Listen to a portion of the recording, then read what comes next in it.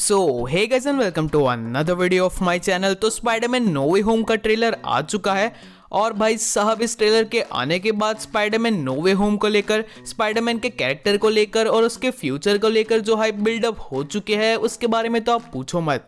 और हाँ, ये होना वैलिड भी है क्योंकि स्पाइडरमैन पूरे सुपर हीरो के जॉनरा का सबसे ज्यादा फैन फेवरेट, सबसे ज्यादा पॉपुलर कैरेक्टर है। छोटे छोटे बच्चे जो कि सुपर हीरोज के बारे में कुछ भी नहीं जानते वो भी स्पाइडरमैन के नाम को तो जरूर जानते होंगे।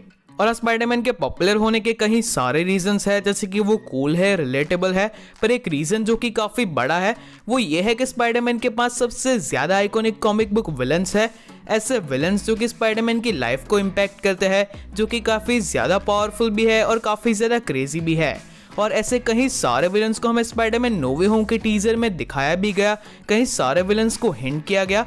और स्पाइडरमैन की अब तक की जो 7 सोलो मूवीज आई है यानी कि लाइव एक्शन मूवीज, उसमें भी हमने स्पाइडरमैन के कई सारे विलन्स को देखा है। तो आज हम स्पाइडरमैन के इन्हीं विलन्स को रैंक करने वाले हैं। हम यहाँ पे विलन्स को सिर्फ उनकी पावर के बेसिस पे नहीं बल्कि उनकी ओरिजिन स्टोरी के बेसिस पे और वो पीटर की स्टोरी को किस तरीके से इम्पैक्ट करते हैं उनके बेसिस पे भी रैंक करेंगे। साथ में हम ये भी देखेंगे कि कौन कौन से विलन्स हमें नो वे होम में दिख सकते हैं, किस तरीके से दिख सकते हैं, स्पाइडरमैन के कौन कौन से विलन्स फ्यूचर में इंट्रोड्यूस हो सकते हैं, उनका सिनेमैटिक फ्यूचर क्या हो सकता है, उनकी फैन थ्योरीज और भी बहुत कुछ। So now without wasting any more time, चलिए रैंकिंग को शुरू करते हैं।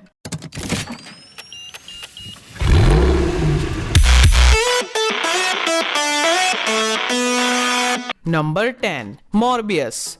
तो मॉर्बियस ऐसे स्पाइडरमैन का कोई काफी ज्यादा पावरफुल विलन तो नहीं है, पर अभी सोने वाले मॉर्बियस के कैरेक्टर को लेकर एक मूवी ला रहे हैं, तो इसके बाद इस कैरेक्टर को काफी सारे लोगों ने नोटिस किया। और ये कैरेक्टर काफी ज्यादा कूल है, एक ऐसा इंसान जो कि अपने डिसीज को क्योर करने के लिए बैट्स का यूज करता है और कुछ प्रॉब्लम्स होती है जिसकी वजह से वो खुद एक लिविंग बैट या फिर आप कह सकते हैं कि लिविंग वैम्पायर में कन्वर्ट हो जाता है। इसी की वजह से मॉर्बियस के पास कई सारी एबिलिटीज होती है, जैसे कि echolocation, super human stand durability, speed और ऐसी कई सारी एबिलिटीज जो कि बैट्स के पास होती है।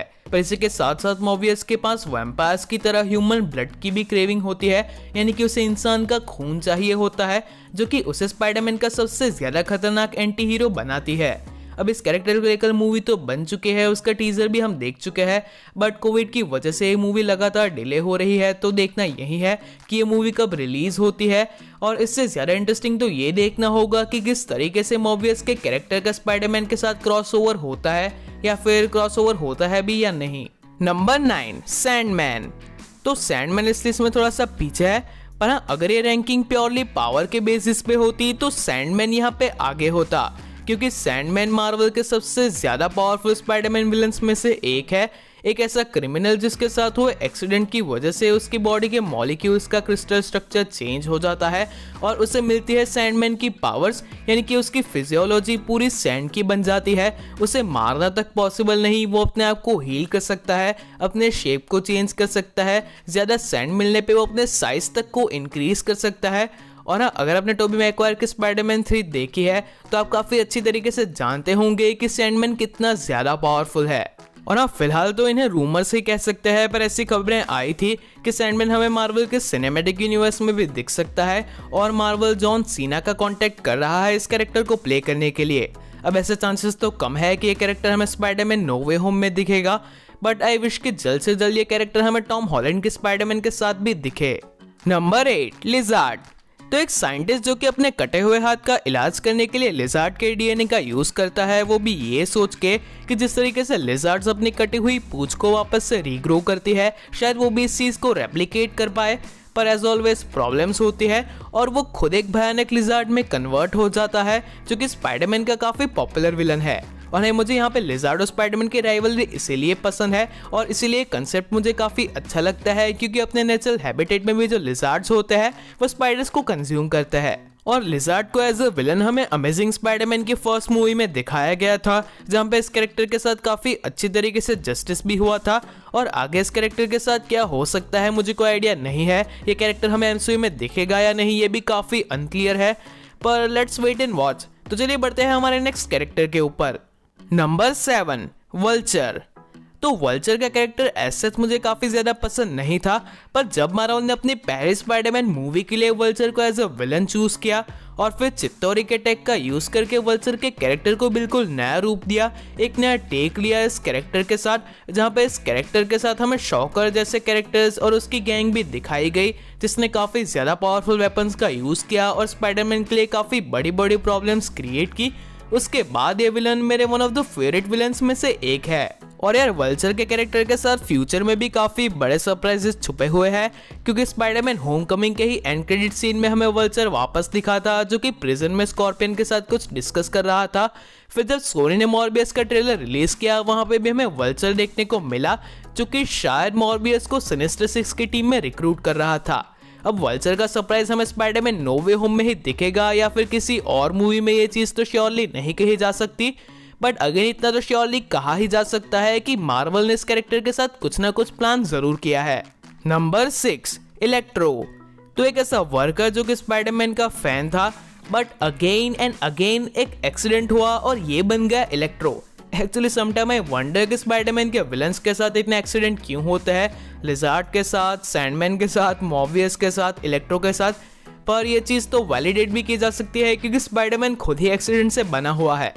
By the way electro Marvel के सबसे ज्यादा पावरफुल विलन्स में से एक है। I am sure not only Spiderman but पूरे मार्वल के सबसे ज्यादा पावरफुल विलन्स में से एक। इलेक्ट्रो को हमें अमेजिंग स्पाइडरमैन 2 में एज विलन दिखाया गया था, जहाँ पे इस कैरेक्टर के एक्शन सीक्वेंसेस स्पाइडरमैन के साथ भी काफी कमाल के थे। इसका वीएफएक्स, इसकी स्टोरी वो भी काफी ओपी थी। और हाँ, ये कैरेक्टर हमें नो वे होम में दिखेगा, ये 100% कंफर्म है, क्योंकि पहले भी ऐसा रिवील हुआ था कि शायद ओवरलोडिंग की वजह से इलेक्ट्रो के कलर को चेंज करके ब्लू से येलो किया जाएगा और स्पाइडरमैन नो वे होम के ट्रेलर में ही हम येलो कलर की लाइटनिंग देख सकते हैं। तो डॉक्टर स्ट्रेंज मल्टीवर्स के थ्रू इस कैरेक्टर को मार्वल के मेन यूनिवर्स में लाने वाले हैं और ये कैरेक्टर अब हमें उसके फुल पोटेंशियल में दिखेगा। Number 5, Kraven the Hunter. तो शायद आज से पहले आपने इस विलन का नाम नहीं सुना होगा, वो भी शायद इसी वजह से क्योंकि अब तक ये हमें किसी स्पाइडरमैन लाइव एक्शन मूवी में नहीं दिखा। पर सोनी ने इस कैरेक्टर को लेकर एक सोलो मूवी अनाउंस की है, जहां पे एरन टेलर जॉनसन को शायद कास्ट भी कर दिया गया है इस कैरेक्टर के रोल में। और ये कैरेक्टर बिल्कुल अलग लेवल का है, एक ऐसा हंटर जो कि अपने आप को हंटर कहता है और अपने आप को प्रूव करने के लिए सुपर हीरोज को हंट करता है, वो भी ऐसे सुपर हीरोज को जो कि किसी एनिमल से इंस्पायर होते हैं, जैसे कि स्पाइडरमैन या फिर ब्लैक पैंथर।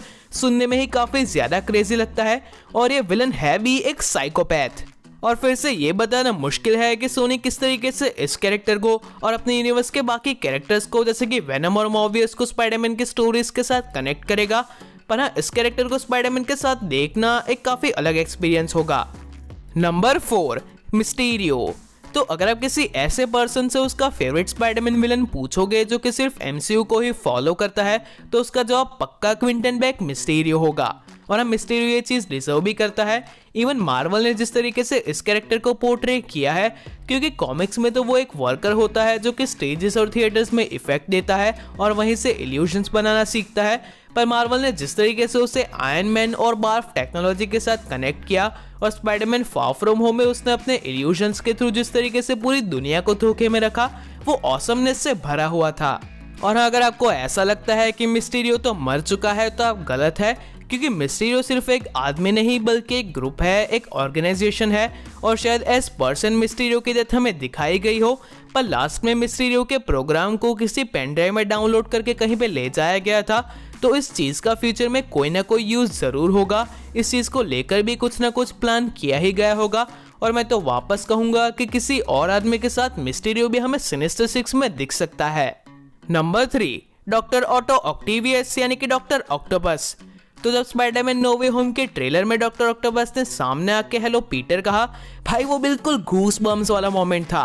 और जिन लोगों ने अपने बचपन में टोबी मैगवायर की स्पाइडरमैन मूवी में डॉक्टर ऑक्टोपस को एज विलन देखा है, उन्हें इतने सालों बाद मार्वल की movie Spiderman no way home में देखना ये बिल्कुल एक सपने जैसा लगता है। और डॉक्टर ऑक्टोपस स्पाइडरमैन के सबसे ज्यादा इंपॉर्टेंट विलन्स में से एक है। इवन कॉमिक्स में तो उन्होंने स्पाइडरमैन के दूसरे कई आइकॉनिक विलन्स को बनाया है, जैसे कि कॉमिक्स में उन्होंने वल्चर को बनाया था और वेनम के सीरम को भी उन्हीं ने इन्वेंट किया था।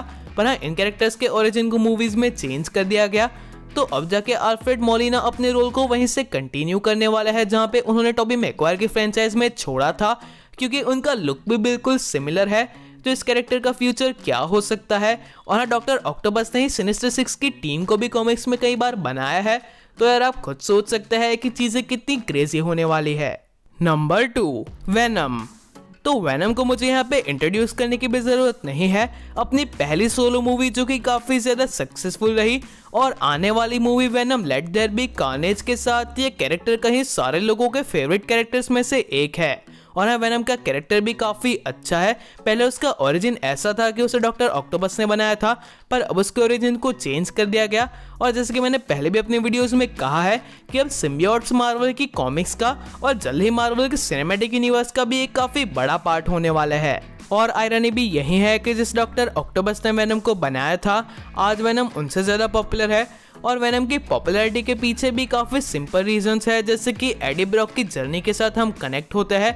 एडी ब्रॉक जो कि ऑनेस्ट होने की वजह से अपने आप को वीक फील करता है, वो एक सिम्बियोट के अपने अंदर आने की वजह से काफ़ी ज़्यादा स्ट्रांग हो जाता है। वेनम की पावर्स भी कूल है, और वेनम की सेकंड मूवी के बाद ये चीज़ें काफ़ी ज़्यादा सिग्निफिकेंटली क्लियर हो जाएगी कि वेनम किस तरीके से हमारे फेवरेट सुपर हीरो स्पाइडरमैन के साथ क्रॉसओवर करने वाला है। बट आई विश कि इन दोनों कैरेक्टर के बीच में एक एपिक बैटल तो हमें दिखाई जानी चाहिए। Number 1, green goblin. तो फिर वो चाहे टॉबी मैकवायर का नॉर्मन ऑसबॉर्न वाला ग्रीन गॉब्लिन हो, टॉबी मैकवायर के ही फ्रेंचाइज का हैरी ऑसबॉर्न वाला ग्रीन गॉब्लिन जो कि लास्ट में जाके एक हीरो बन गया था, या फिर अमेजिंग स्पाइडरमैन का हैरी ऑसबॉर्न वाला ग्रीन गॉब्लिन जो कि लास्ट में जाके एक विलन बना था, या फिर वो ग्रीन गॉब्लिन जिसे कि स्पाइडरमैन नो वे होम के ट्रेलर में एक बॉम्ब के थ्रू टीज किया गया है और आगे जाके मूवी में वो हमें दिखेगा। फिर चाहे वो जो कोई भी ग्रीन गॉब्लिन हो, वो स्पाइडरमैन की स्टोरी का एक इंटीग्रेटेड पार्ट है। ग्रीन गॉब्लिन यानी कि नॉर्मन ऑसबॉर्न को और इवन हैरी ऑसबॉर्न को अपने हेरिटेज में एक डिसीज मिलती है, एक ऐसा कर्ज जो कि कुछ एज के बाद उन्हें एक गॉब्लिन में कन्वर्ट करने लगता है।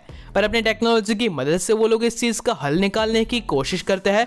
वो लोग तो उसमें कामयाब नहीं हो पाते, पर साथ ही साथ वो अपने लिए कुछ काफ़ी डेडली वेपन्स भी डिज़ाइन करते हैं जो उन्हें ज़्यादा खतरनाक बनाते हैं, ज़्यादा पावरफुल बनाते हैं। पर ग्रीन गॉब्लिन यहाँ पे अपनी पावर्स की वजह से नहीं है, बल्कि वो पीटर की स्टोरी के ऊपर एक काफ़ी डीप इफेक्ट डालता है। जिस तरीके से डीसी में बैटमैन और जोकर की राइवलरी बिल्कुल अनमैच है, ठीक इसी तरीके से मार्वल में स्पाइडरमैन और ग्रीन गॉब्लिन की स्टोरी आपस में इस तरीके से कनेक्टेड है कि उन्हें लंबे टाइम तक अलग नहीं रखा जा सकता। स्पाइडरमैन को अपनी पावर जिस रेडियोएक्टिव स्पाइडर से मिली थी वो भी ऑस्कॉर्प का था, यानी कि ग्रीन गॉब्लिन की कंपनी और रिसर्च का। और यहाँ पे ग्रीन गॉब्लिन का जो बेटा होता है यानी कि हैरी ऑसबॉर्न, वो स्पाइडरमैन का बेस्ट फ्रेंड होता है। अब इन सारी चीज़ों को हमें एमसीयू में अब तक तो नहीं दिखाया गया और मैं काफ़ी सारी चीज़ों को रिवील भी नहीं करना चाहता, पर ग्रीन गॉब्लिन का कैरेक्टर अब जब एमसीयू में आ रहा है तब उसे देखने के लिए मैं सबसे ज़्यादा एक्साइटेड हूँ। तो इस वीडियो को तो यहीं पैन करना होगा, पर मैं स्पाइडरमैन नो वे होम के बारे में आप लोगों के रिएक्शंस जानना चाहता हूँ। आप लोगों के जो भी एक्सपेक्टेशंस है इस मूवी को लेकर, जो भी रिएक्शन है इस मूवी के ट्रेलर को लेकर, नीचे कमेंट कीजिए। So that is it for today guys. अगर आपको आज का वीडियो अच्छा लगा हो तो इसे लाइक कीजिए, शेयर कीजिए। अगर यहाँ पे नए हो तो इस चैनल को सब्सक्राइब कीजिए, और हाँ, एंड स्क्रीन का वीडियो अच्छा लगे तो देख लेना। मिलते हैं हमारे अगले वीडियो में।